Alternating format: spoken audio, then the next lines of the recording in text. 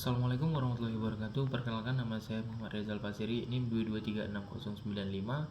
Sini saya menyelesaikan UAS dari bu dosen kami, yaitu Bu Urfi Utami, MKOM, yang dimana matkulnya yaitu audit sistem informasi. Nah,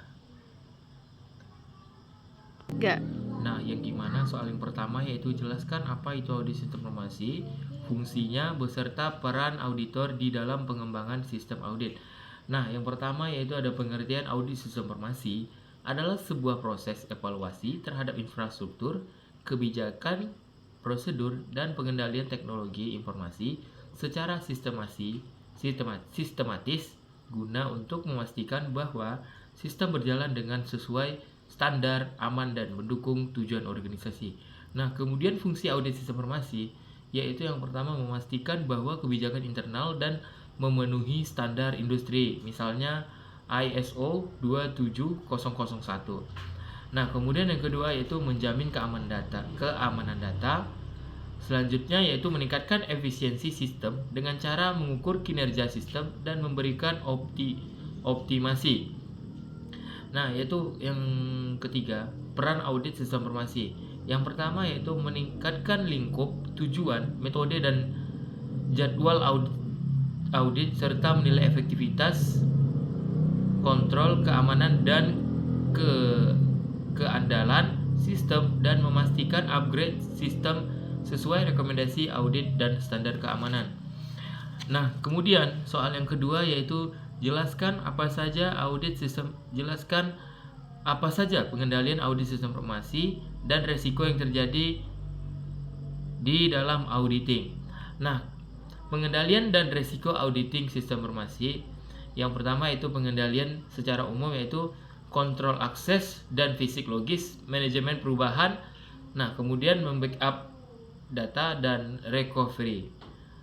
Kemudian secara aplikasi yaitu memvalidasi input, proses otomatis, dan audit trial. Kemudian resiko audit sistem informasi yaitu auditor gagal mendeteksi masalah yang signifikan. Kemudian resiko pengendalian kontrol yang tidak efektif sehingga kelemahan tidak terdeteksi. Kemudian risiko deteksi yaitu prosedur audit tidak cukup untuk menemukan masalah. Kemudian soal nomor 3, jelaskan tahapan prosedur pelaporan hasil audit sistem informasi dan uraikan hubungan antara keamanan informasi, security, dan audit sistem informasi. Tahapan pelaporan yaitu persiapan draft laporan berisi tentang temuan, bukti, analisis, dan rekomendasi. Kemudian yang kedua, diskusi dengan manajemen memastikan hasil audit yang dipahami dan tidak ada salah persepsi. Kemudian penyusunan laporan final mencakup ringkasan eksekutif, detail temuan, dampak, dan saran. Kemudian yang keempat, distribusi laporan kepada pihak yang berwenang. Kemudian yang kelima, tindak lanjut memberikan apakah rekomendasi telah dijalankan. Nah, kemudian soal yang keempat, dalam audit sistem informasi akademik universitas ditemukan bahwa proses backup data hanya dilakukan setiap 3 bulan sekali. Analisis risiko apa yang timbul dan apa rekomendasi Anda? Nah, yang pertama yaitu kasus backup data 3 bulan sekali.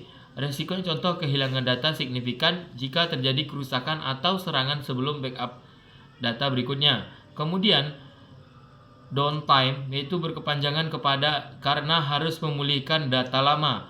Kemudian kegagalan kepatuhan pada standar keamanan data, misalnya ISO 27001. Nah, yang keempat yaitu kerugian finansial dan reputasi akibat hilangnya data akademik. Kemudian rekomendasi saya yaitu tingkatkan frekuensi backup data menjadi harian atau mingguan. Kemudian gunakan backup otomatis berbasis cloud.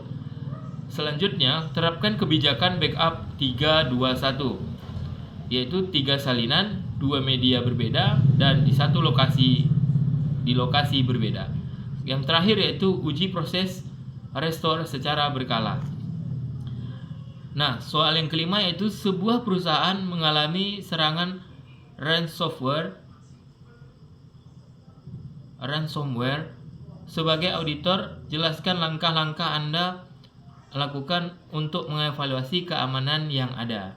Yang pertama itu tentang kasus serangan ransomware, yaitu yang pertama langkah audit, identifikasi ruang lingkup, kumpulkan bukti digital, kemudian evaluasi kontrol akses, periksa kebijakan backup and recovery, selanjutnya tinjau patch management, lalu buat rekomendasi dan perbaikan.